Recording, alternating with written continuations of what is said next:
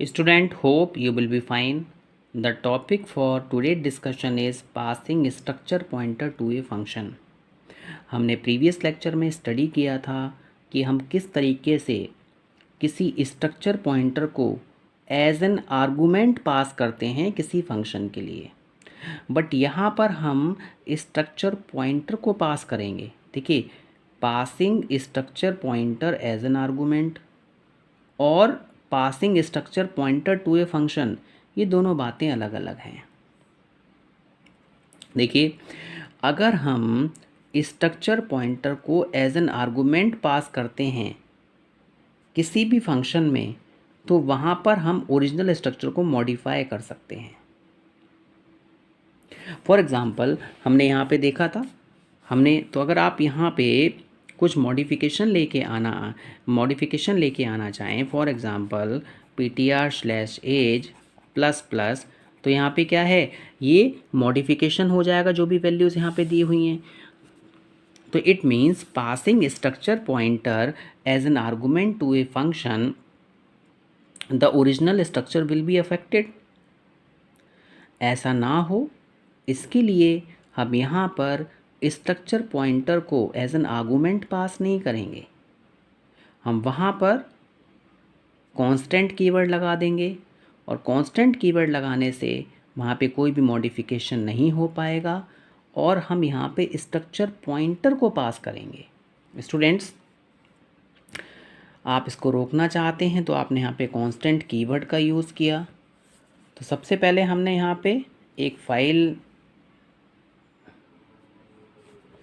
Mention की, इसके बाद में हमने एक एम्प्लॉई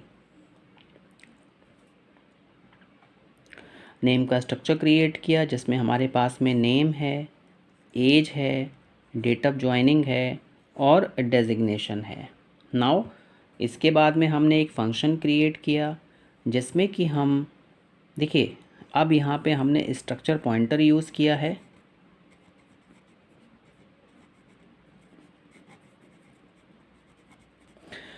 ये एज एन आर्गूमेंट है, लेकिन बट यहाँ पे हम कांस्टेंट कीवर्ड यूज़ कर रहे हैं। प्रीवियस प्रोग्राम में हम यहाँ पे कांस्टेंट कीवर्ड यूज़ नहीं किया था, तो वह एज एन आर्गूमेंट पास हो रहा था, और वहाँ पे मॉडिफिकेशंस आपको देखने को मिलेंगे अगर आप वहाँ पे कोई मॉडिफिकेशन करते हैं। बट यहाँ पे आप पूरे के पूरे स्ट्रक्चर पॉइंटर को कांस्टेंट बना रहे हैं, यहाँ पे वैल्यूज़ का मॉडिफिकेशन नहीं हो पाएगा। अब हमने यहाँ पे मेन फंक्शन यूज़ किया, मेन फंक्शन में हमने यहाँ पे वेरिएबल क्रिएट किया, ये हमने 4 वैल्यूज़ पास की। पहले हमारे पास में नेम है, एज है, डेट ऑफ ज्वाइनिंग है और लास्ट में डेजिग्नेशन है। अब देखिए, हमने यहाँ पे क्या कर दिया, एड्रेस पास कर दिया। ठीक है, नाउ एड्रेस पास करने के बाद में यहाँ पर हम स्ट्रक्ट एम्प्लॉई ptr, देखिए यहाँ पे जो भी आ रहा है हमने कांस्टेंट कीवर्ड लगाया हुआ है, कांस्टेंट कीवर्ड आपको लगाना होगा।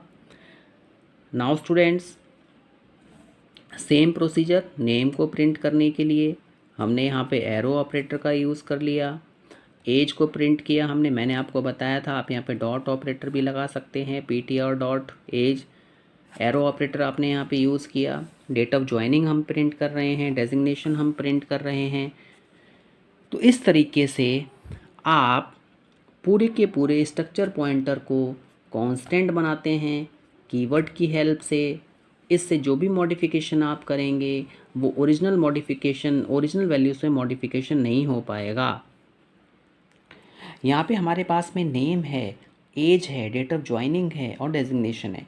यहाँ पे मॉडिफिकेशन ना हो, इसके लिए हमने यहाँ पे कांस्टेंट कीवर्ड का यूज़ किया है।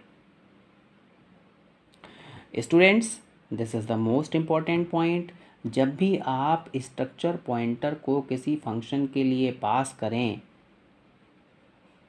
तो आप वहाँ पर कांस्टेंट कीवर्ड का यूज़ करें। जब आप कांस्टेंट कीवर्ड का यूज़ करते हो तो ओरिजिनल वैल्यूज़ मॉडिफाई नहीं होती हैं। Now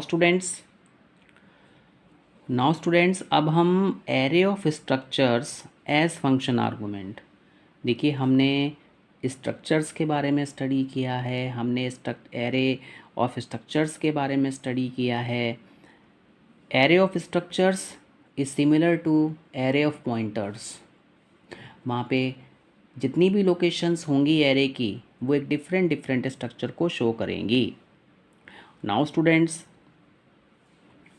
just like an array of integers are pass to a function, जिस तरीके से हम इंटीजर्स की एरे को किसी फंक्शन के लिए पास करते हैं, उसी तरीके से हम एरे ऑफ स्ट्रक्चर्स को किसी फंक्शन के लिए पास कर सकते हैं। तो स्टूडेंट्स देखिए, ये हमने एक स्ट्रक्चर क्रिएट किया है। यहाँ पर हम एरे ऑफ स्ट्रक्चर्स क्रिएट कर रहे हैं जिसमें हमारे पास में 10 स्ट्रक्चर वेरिएबल्स को हम एक साथ में सेव कर सकते हैं। ये स्ट्रक्चर वेरिएबल्स है, ये एरे ऑफ स्ट्रक्चर्स कहलाएगा। अब यहाँ पर सपोज़ हमारे पास में 10 कार्स हैं, तो उन सब की वैल्यूज़ अलग अलग मेंशन हो जाती है, तो यही हमारी एरे ऑफ स्ट्रक्चर कहलाती है। जैसा कि आपको पता है, एरे कलेक्शन है जिसमें कि हम सिमिलर टाइप के एलिमेंट्स को कलेक्ट कर सकते हैं। इसी तरीके से हमारे पास में जो एरे ऑफ स्ट्रक्चर्स होती है, उसमें जितने भी एलिमेंट्स होते हैं वो आपके सब क्या होते हैं, स्ट्रक्चर टाइप के होते हैं। तो इट मीन्स ये स्ट्रक्चर वेरिएबल है, इसकी हमने एक एरे क्रिएट कर दी, तो यहाँ पे जितनी भी लोकेशंस बनेंगी वो सारी की सारी लोकेशंस अपने आप एक अलग स्ट्रक्चर को शो करेंगी। तो स्टूडेंट्स, हमने सबसे पहले यहाँ पे फाइल को इंक्लूड किया। एक हमने यहाँ पे स्ट्रक्चर बनाया जिसका नेम क्या है, कंपनी। अब यहाँ पर हमारे पास में 4 मेंबर्स हैं। अगर हमें 4 मेंबर्स की बात करें तो हमारे पास में नेम है, CEO है, रेवेन्यू कितना आ रहा है, और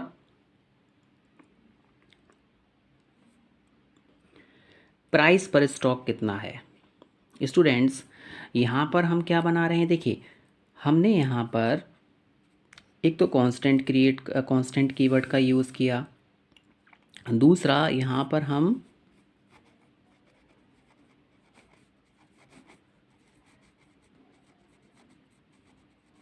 एरे ऑफ स्ट्रक्चर का यूज़ कर रहे हैं।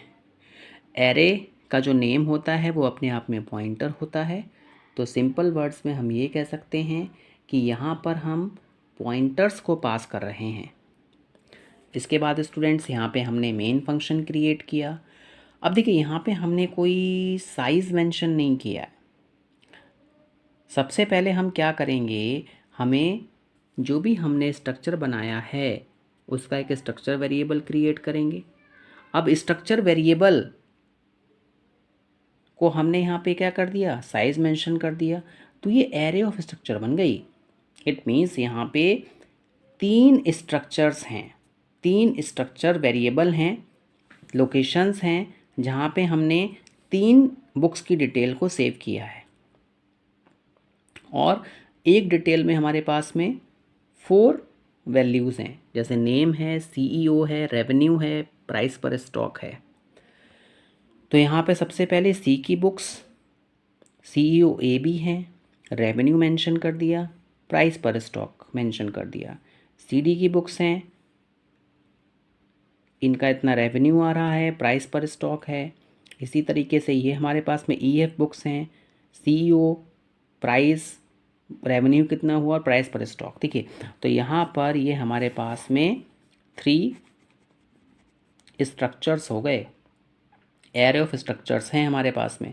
अब इसको हमने क्या पास कर दिया, देखिए इस वेरिएबल को हमने कहाँ पास कर दिया, इस नेम में, प्रिंट स्ट्रक्ट नेम के फंक्शन में। तो यहाँ पर हमने एरे ऑफ स्ट्रक्चर्स बनाई है।